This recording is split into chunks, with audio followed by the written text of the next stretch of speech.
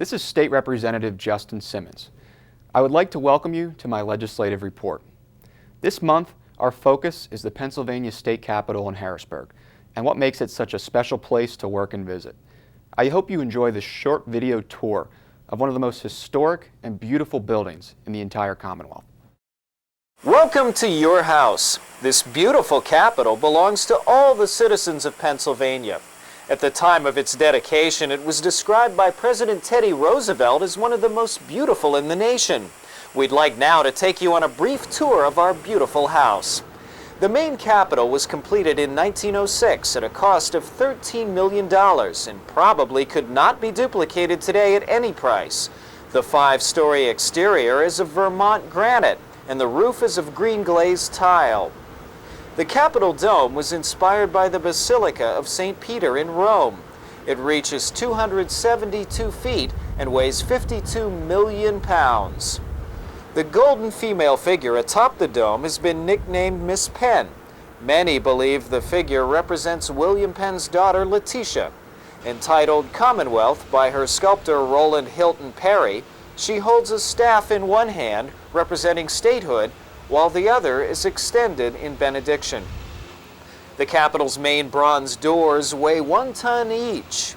Each was poured as a single unit into a wax mold. This beautiful sweeping Italian marble staircase in the Capitol Rotunda is patterned after the grand stairway of the Opera House in Paris. Above it are many beautiful works of art and historic inscriptions.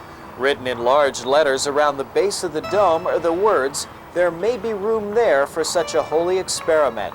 For the nations want a precedent, and my God will make it the seat of a nation, that an example may be set up to the nations, that we may do the thing that is truly wise and just."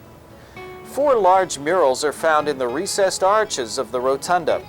Those paintings by Pennsylvania artist Edwin Austin Abbey commemorate the spiritual, intellectual, and economic advances of the Commonwealth.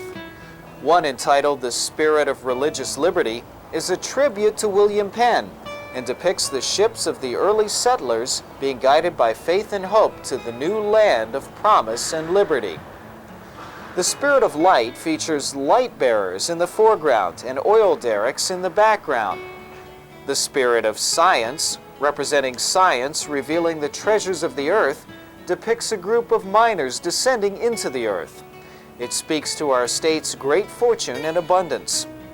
The 4th painting, called "The Spirit of Vulcan," features a steel foundry and the mythical god Vulcan looking down upon the workers. Over the course of many years, these murals have been seriously damaged by water leaks. They were repaired in an extensive 2-year renovation project, which was completed in 1987. Pennsylvania citizens would have lost a great artistic and historical treasure if those repairs had not been made. 4 medallion paintings are located above the 4 pillars which support the Capitol dome. They represent what the artist viewed as the forces of civilization: religion, science, law, and art. 4 statues below them are of prominent Pennsylvania officials of the 1800s. Senator Matthew Stanley Quay, Adjutant General Thomas Stewart, Senator Henry Oliver, and Civil War Governor Andrew Curtin. Throughout the rotunda in both corridors is a richly colored pavement interspersed with more than 400 tile mosaics. The creation of Henry Mercer of Doylestown, the mosaics feature animals, industries, modes of travel, and occupations common throughout Pennsylvania. At one time, 6 glass-enclosed cases on the main floor of the rotunda contained 352 historic flags and banners carried by Pennsylvania regiments in various battles of the Civil War and the Spanish-American War. In 1981, a project was begun to research and preserve those flags, whose age and battle scars have rendered them extremely fragile. The flags have been removed from the glass cases and treated, preserved and stored in climate-controlled conditions a few blocks from the Capitol. 2 books document the history of many of those flags. South of the rotunda, off the 2nd floor balcony, is the chamber of the Pennsylvania House of Representatives. The House chamber is the largest room in the state capitol. Its walls are lined with French marble, taken from quarries owned by monks in the Pyrenees Mountains. The monks would not sell the marble, but were convinced to reopen the quarry and donate it to the Commonwealth. The paintings in the chamber are also by Edwin Austin Abbey, who was paid $25 a square foot. Today, the Pennsylvania Art Commission values the paintings at more than $1 million. The largest painting, located behind and above the Speaker's chair, is called Apotheosis. It depicts many famous men in Pennsylvania history, including William Penn and Benjamin Franklin, who are at its center. To the left is Penn's treaty with the Indians, a treaty which was never signed but never broken. To the right, the reading of the Declaration of Independence at Independence Hall in Philadelphia on July 4, 1776. On the ceiling of the house is Abbey's work Passage of the Hours, which he completed at a studio in London and shipped here in sections. It is an encaustic, a work of art composed of several tons of wax. It took him 4.5 years to complete the work.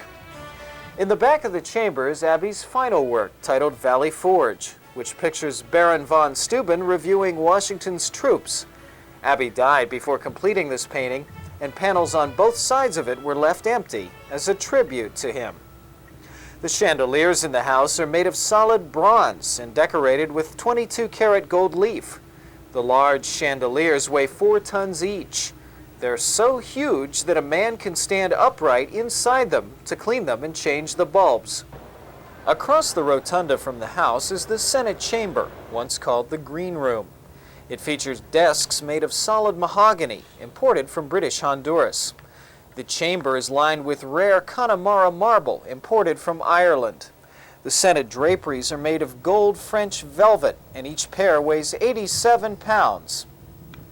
Just below the ceiling are 10 circular stained glass windows by W.B. Van Ingen, symbolizing weaving, temperance, glass blowing, peace, railroads, militia, legislature, history, foundries, and architecture. 14 similar windows can be found in the House chamber. The Senate features beautiful murals by Pennsylvania artist Violet Oakley. 2 murals, which represent the creation of the Union, portray Washington and his troops marching through Philadelphia on their way to the Battle of Brandywine in 1777, and Washington presiding over the Constitutional Convention in Independence Hall 10 years later. 2 murals representing the preservation of the Union can be seen on the opposite side of the front wall. They depict General George Meade and his troops in camp right before the Battle of Gettysburg, and President Lincoln delivering the Gettysburg Address later that same year, 1863. At the top of the front wall is Oakley's representation of William Penn's vision of international understanding. Oakley's talent is also evident in her paintings in the State Supreme Court room on the 4th floor of the main Capitol. 16 wall panels portray the evolution of law through the ages. They were dedicated in 1927. Another room displaying the beauty of Oakley's art is the governor's reception room. Adjacent to the governor's office on the Capitol's 2nd floor, it's the site of many of the governor's news conferences and briefings. A series of murals by Oakley chronicle the life of William Penn and his personal experiences during years of religious persecution against the Quakers in England. While the most visible sections of the Capitol are very ornate, other areas, like most member offices, are not. Those areas include caucus rooms, where members of each party caucus meet to discuss bills and amendments prior to passage. The Legislative Reference Bureau, where those bills and amendments are drafted at legislators' request, the House Document Room, where bills are distributed, and the State House Post Office, which handles an average of 3,000 pieces of mail daily. The postmodern architecture of the newer State Capitol Extension, or East Wing, is very attractive in its public areas, but office space for members and staff is plain and functional. The Pennsylvania House of Representatives is the oldest continuous democratically elected body in America. It's been in existence since 1682. At that time, Pennsylvania had a unicameral legislature. That is to say, there was only one legislative chamber. The state Senate did not exist until 1790. The 203 men and women who serve in the Pennsylvania House represent 12 million residents in our Commonwealth. Serving as your representative in the Pennsylvania House is an honor, and it's a responsibility they take very seriously. If you would like to express your opinion on issues which come before the General Assembly, please feel free to contact your state representative. After all, representing you is their job. I'd like to encourage you to visit the Capitol in person and take a guided tour, which are offered every half hour on weekdays and several times daily on weekends and most holidays. You can call my district office to schedule a tour. I'd like to thank you for watching my legislative report.